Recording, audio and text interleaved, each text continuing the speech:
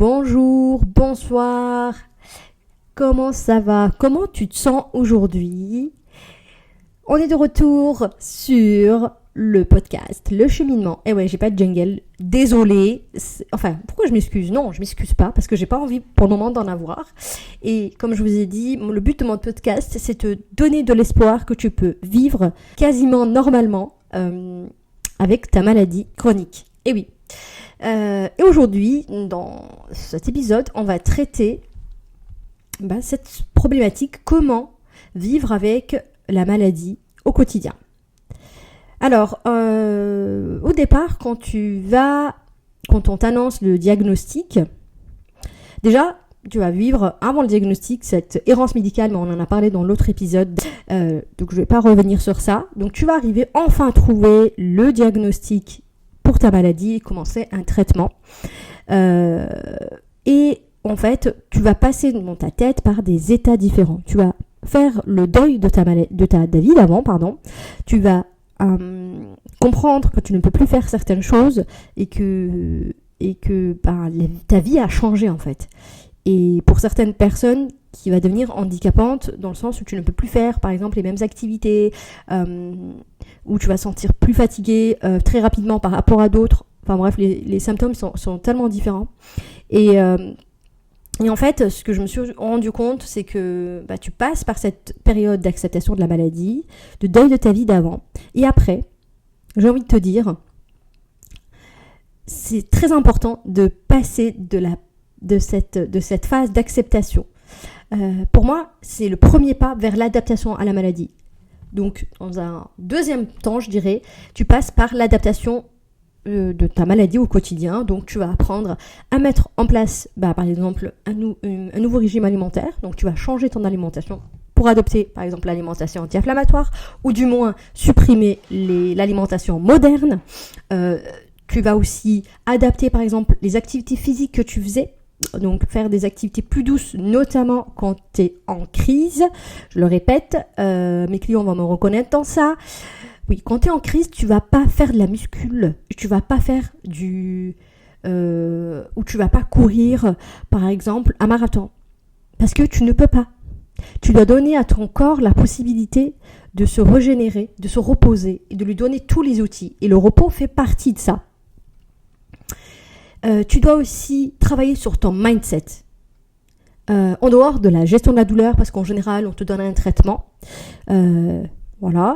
qui va donner plus ou moins des effets secondaires ou pas. Mais généralement, il y a quasiment souvent des effets secondaires. Des fois, ils sont pas handicapants, des fois ils le sont. Mais ça, c'est une partie que je te recommande d'aller voir avec ton médecin pour réadapter ton traitement. Ou avec le pharmacien. Des fois, il peut aussi suggérer d'autres molécules. Donc voilà. Et moi, je vais te parler vraiment dans ton quotidien, en tant que personne malade, comment moi j'ai pu faire pour passer de cette période de me disant ma vie elle est terminée, excusez-moi d'être vulgaire, mais on va mettre un pip à ça, ma vie est terminée, mes autres potes qui ont mon âge, ils continuent à faire la teuf, à sortir, à avoir aussi des ambitions de ouf et à voyager, etc. Et moi, je ne peux plus le faire.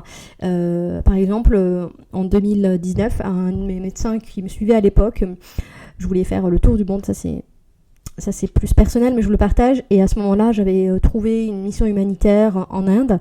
Et donc ça a bien matché avec l'asso et tout. C'était un projet qui m'intéressait. En tout cas, ça me donnait du sens à ce que je faisais.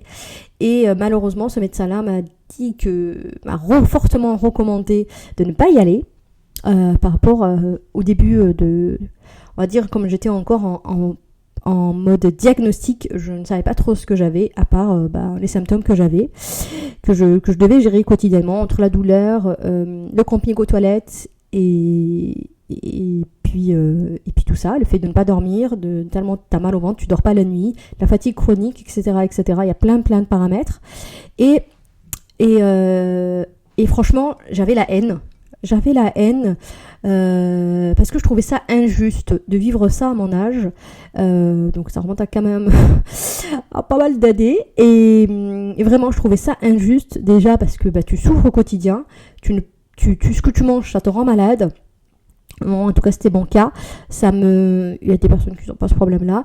Enfin bref, ils n'ont pas des symptômes, en tout cas liés à la digestion. Je devais quasiment plus te sortir, donc tu t'isoles. Tu sais pas trop comment expliquer à ton entourage ta souffrance, et c'est très dur à vivre. Franchement, c'est très très dur à vivre. Je résume les grands points, mais malheureusement, tu dois quand même faire ce deuil, d'accepter que ta vie a changé, d'accepter la maladie et qu'elle est là, et tu dis je ferai ça plus tard quand ça ira mieux, ou je ferai autrement, ça aussi. Donc tu apprends à adapter ta vie à ta maladie. La maladie, malheureusement, elle est là, tu ne peux pas la changer, tu ne peux pas l'enlever. Les maladies inflammatoires, on ne peut pas en guérir, malheureusement, pour nous. Et en fait, ce que tu peux faire, c'est juste faire des petits changements, notamment dans ton mindset, je répète. Tu peux aussi te faire accompagner, et ce que je te recommande de faire vachement, c'est un truc que je n'ai pas fait au départ, mais je l'ai fait après, c'est de te faire accompagner par un psychologue, un thérapeute, n'importe quelle personne compétente, en tout cas tout ce qui est mental. Et déjà, il faut trouver la bonne personne avec qui tu matches, avec qui tu peux avancer, et qui va t'aider à surmonter ça. En tout cas, déjà à en parler, parce que des fois, on a honte d'en parler dans son entourage personnel ou même professionnel, c'est encore pire. Voilà, et développer une attitude, je dirais, positive. En tout cas, essayer de trouver du positif dans ça. Je sais que c'est pas facile au début, et que c'est pas facile non plus, même au milieu, en fait tout le long, parce que dès que t'es en crise, ça te touche mentalement, quoi. Tu revis cette phase là de ça va pas, quoi. Et voilà. Bref, il y a pas mal d'outils qui peuvent t'aider, donc vraiment le fait d'en parler, le fait aussi d'aller dans des associations, ça c'est vraiment, je recommande. Il y a énormément d'associations pour telle ou telle maladie. Franchement, ça aussi, tu vois, d'en parler, d'être avec des gens qui te comprennent, parce que ton entourage peut ne pas le faire, parce que il connaît pas. et puis voilà. Donc ouais, des fois s'entourer de personnes comme ça, soit que tu trouves aujourd'hui sur plein de groupes Facebook, j'ai oublié d'en parler, c'est vrai. Tu tapes par exemple endométriose et tu as plein de groupes, que ce soit en France ou ailleurs.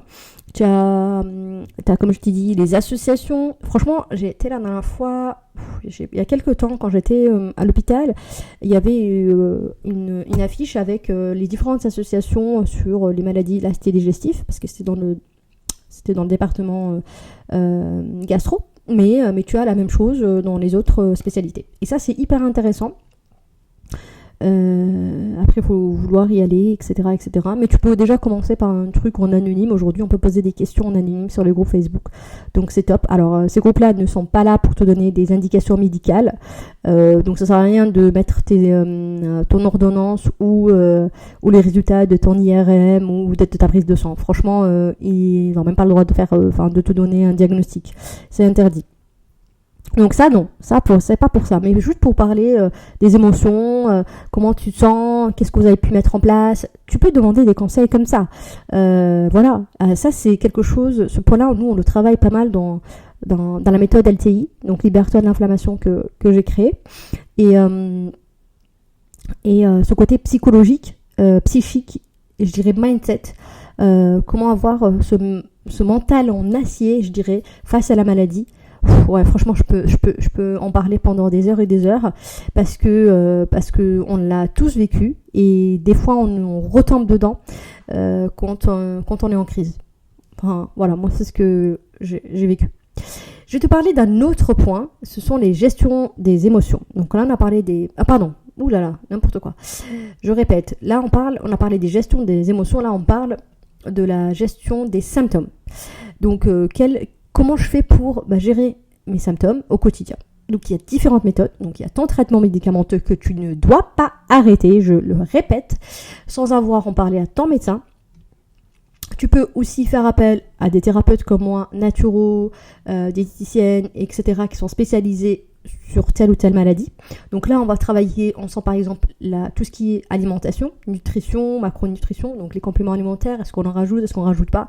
Et ça, c'est hyper personnalisé, notamment par rapport au traitement que tu prends, par rapport aussi à l'activité physique que tu peux faire ou pas faire.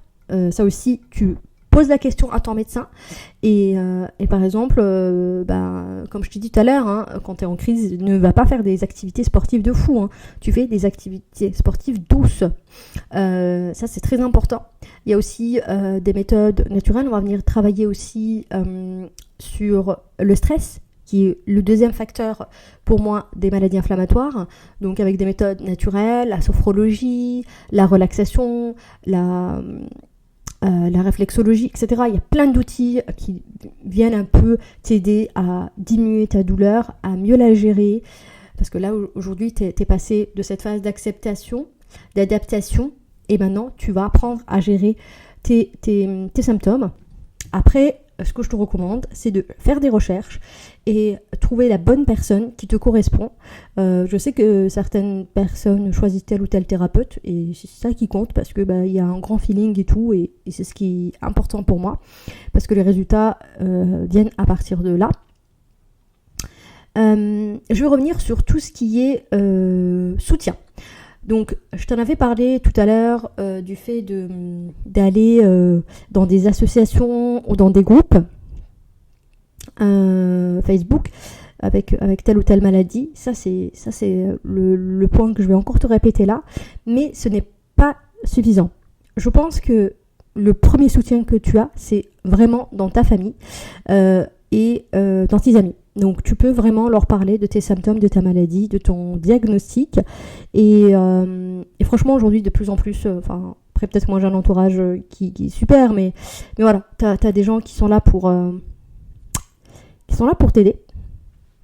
En tout cas, ils vont t'écouter, ils vont aussi te soutenir, par exemple venir avec toi quand tu as les rendez-vous médicaux pour le suivi.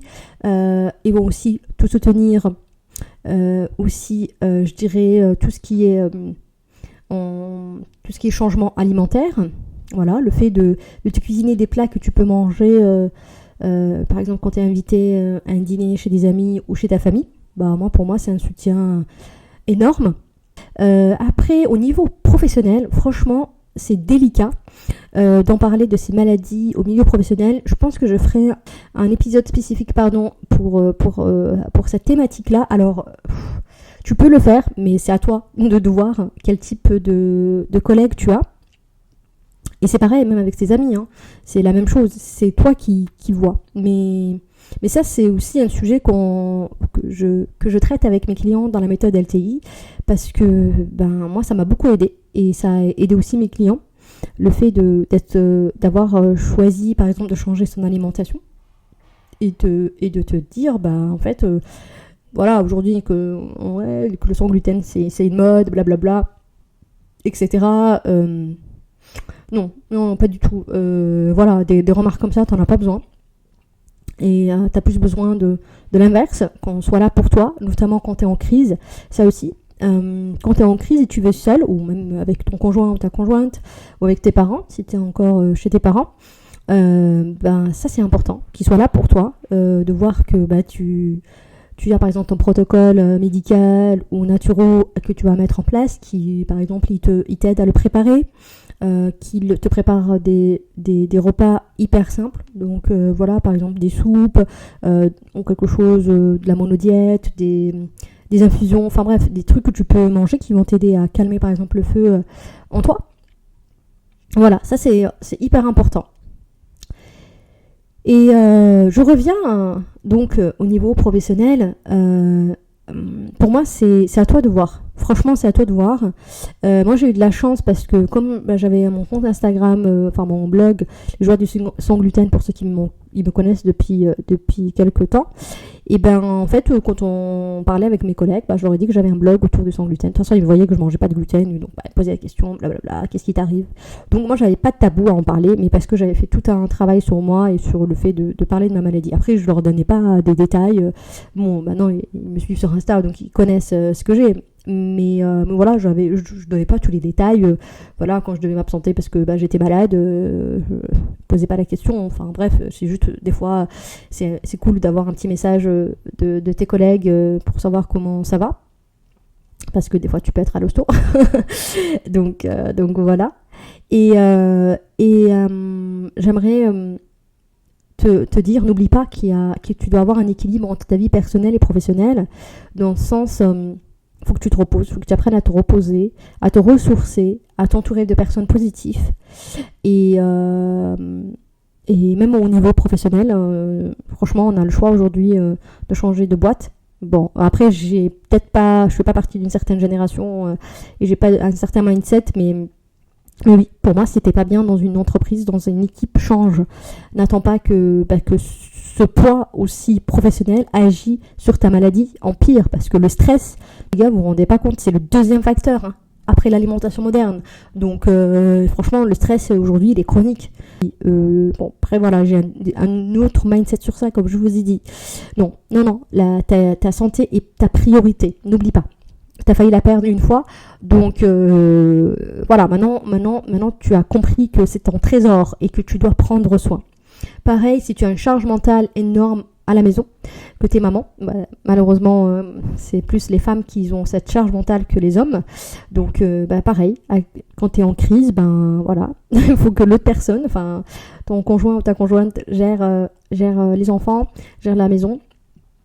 Et voilà, ça aussi, ça se discute. Donc, il faut en parler et mettre en place des petites actions qui peuvent t'aider. Donc, voilà, pour que tu puisses, en tout cas, récupérer rapidement quand tu es en crise et puis, ne pas tomber dans la crise quand tu es en rémission, quoi. Donc voilà. Et je vais juste faire une petite parenthèse. Alors, on m'a posé une question sur Insta. Est-ce que quand on est en rémission, on peut faire des crises ou des mini-crises? Oui, on peut être en rémission depuis des années et refaire des crises ou des mini-crises. Alors, c'est des fois lié, je dirais plus des fois, non. La majorité des cas, c'est lié plus au stress, aux émotions. Parce que tu peux suivre une alimentation anti-inflammatoire à 1000%, mais malheureusement, tu n'as pas du tout travaillé sur ce pilier-là, ce facteur-là, tu sombres. Et donc, oui, la crise, l'inflammation peut se régénérer malheureusement. Donc, voilà, j'arrive sur le point donc, qui est la santé mentale. C'est très très important, comme tu l'as remarqué. Tu passes par toutes les phases d'acceptation, d'adaptation, la gestion de tes symptômes, de tes émotions, la gestion aussi de ta vie quotidienne quand à la maison, quand tu es au travail.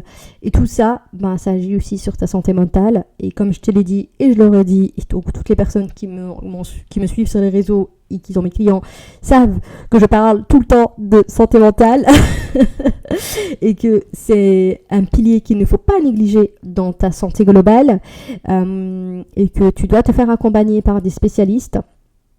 Donc moi ce que je te recommande, c'est de cultiver la résilience émotionnelle, où j'utilise un mot très très très on va dire high level, mais ce que je voulais dire par ça, c'est juste tu acceptes tes émotions comme tu acceptes ta douleur, et ça c'est vraiment, je peux vous en parler pendant des heures et des heures sur ça. Quand je suis en crise, je me dis tout ce que j'ai pu mettre en place, pas marché, je suis vénère, mais qu'est-ce que j'ai fait, j'ai raté, ah oui merde, il y avait du gluten dans ça, et je mangeais, il y avait du produit laitier, blablabla, oh là là. Et en fait, soit effectivement il peut y avoir un élément alimentaire, mais il peut être aussi un facteur stress. Et je reviens tout le temps de ça, parce que je l'oublie, je le zappe, et je pense qu'on est tous pareils. Et en fait, tu te dis, ah merde, c'est vrai que j'ai vécu tel ou tel problème, et c'est vrai que comment j'ai vécu ça, attends, j'étais en colère, blablabla. Et donc, je fais tout un travail un peu sur moi pour essayer de comprendre quelle émotion j'avais eue. Et me dire, c'est pas grave, j'étais en colère, j'avais peur, etc. Enfin bref, plus des émotions, on va dire, pas cool. Et tu te dis, je passe par ces états-là, et c'est pas grave, je les accepte. Alors c'est très dur ce que je vous dis, hein. Ouf, ça fait des années que je travaille dessus, accepter ses émotions, machin. C'est quelque chose, pour moi, c'est un gros mot, c'est trop difficile d'atteindre. J'ai pas trouvé de solution miracle, mais des petites choses peuvent t'aider. En tout cas, moi, ils ont pu m'aider. Comme j'ai dit, la résilience, l'acceptation, le fait de dire ça va passer, et je veux dire je ne lâche pas le morceau. Ça, c'est très important, franchement. Ne lâchez pas le morceau. Ne lâche pas le morceau. Tout ce que tu as pu mettre en place t'a évité peut-être des crises plus graves. Et peut-être le développement de ta maladie, encore et encore. Donc, continue. Si tu es sur le chemin, si tu as envie d'y aller, vas-y. Sache que des fois, c'est dur. Et c'est pour ça que je te recommande de te faire accompagner par des professionnels, par des experts dans ces maladies-là. Que ce soit des médecins, des naturopathes, des psys, etc. Enfin bref, t'as le choix aujourd'hui. Franchement, tu trouves. Tu tapes ça sur Google, tu peux trouver sur Instagram, etc. Enfin, voilà. Waouh, je pense que j'ai fait le tour. Désolée, j'ai bugué. Je pense que j'ai fait le tour. J'ai abordé les points, en tout cas, moi qui me viennent comme ça, que j'ai pu travailler et que j'ai aussi travaillé avec mes clients, notamment dans la méthode LDI. Donc je fais un petit peu d'autopromotion de ma méthode. Cette méthode que j'ai créée, en fait, je l'ai créée pour moi. Tout simplement. Parce que comme je vous ai dit, j'ai changé mon alimentation, mais c'était pas suffisant. Et après, je me suis dit, mais il y a d'autres trucs, donc je vais travailler sur le côté émotionnel, le côté gestion stress. Et après, je me suis dit, non, mais c'est pas suffisant. Qu'est-ce qui reste ?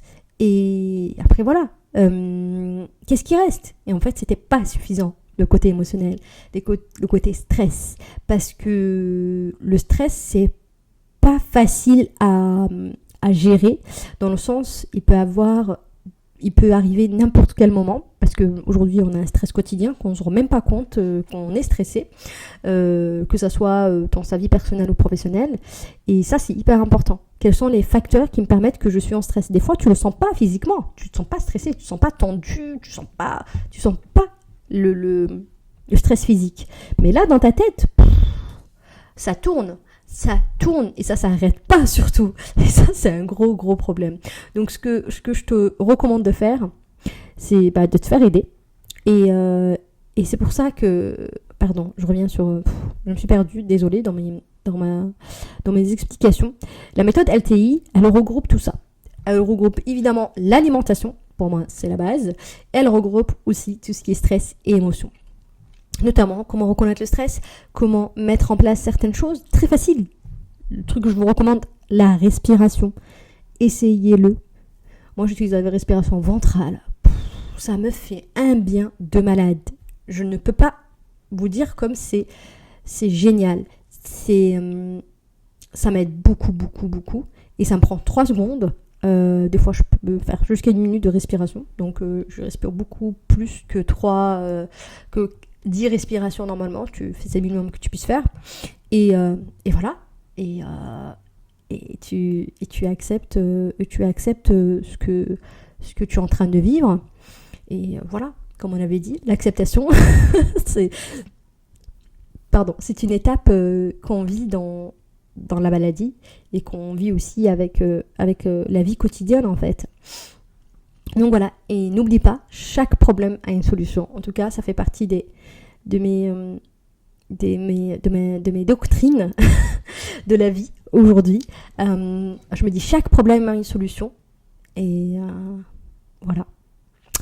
Donc, si tu veux savoir plus sur la méthode LTI, si tu veux savoir plus sur ce que je propose comme accompagnement, comme le starter qui est totalement différent de la méthode LTI, enfin totalement différent, non, on va venir travailler toujours sur les maladies inflammatoires, mais cette fois-ci, comme l'accompagnement dure moins longtemps, et s'adresse surtout aux personnes qui veulent avoir des bases pour changer et après être plus ou moins autonomes, s'ils ont besoin d'être autonomes, s'ils veulent continuer, évidemment, c'est possible, parce que je ne lâche pas mes clients tant qu'ils n'ont pas obtenu les objectifs qui se sont fixés.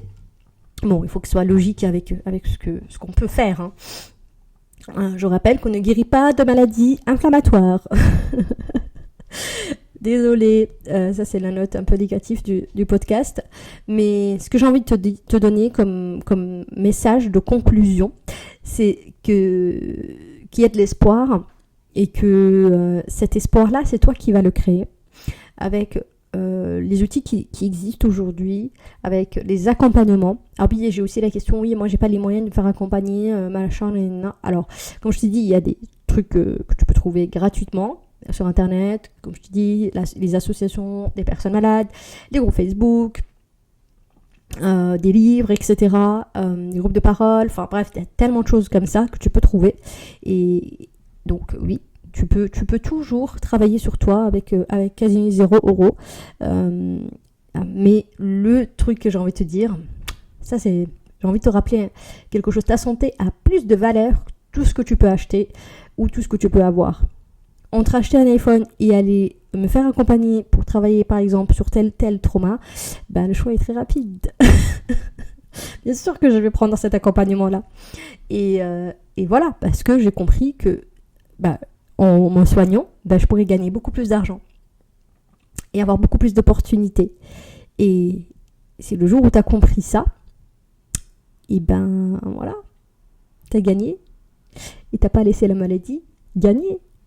Et c'est ça que j'ai envie de te dire comme message de fin. Donc voilà, prends soin de toi, vraiment, vraiment, vraiment, vraiment. Je suis très sérieuse.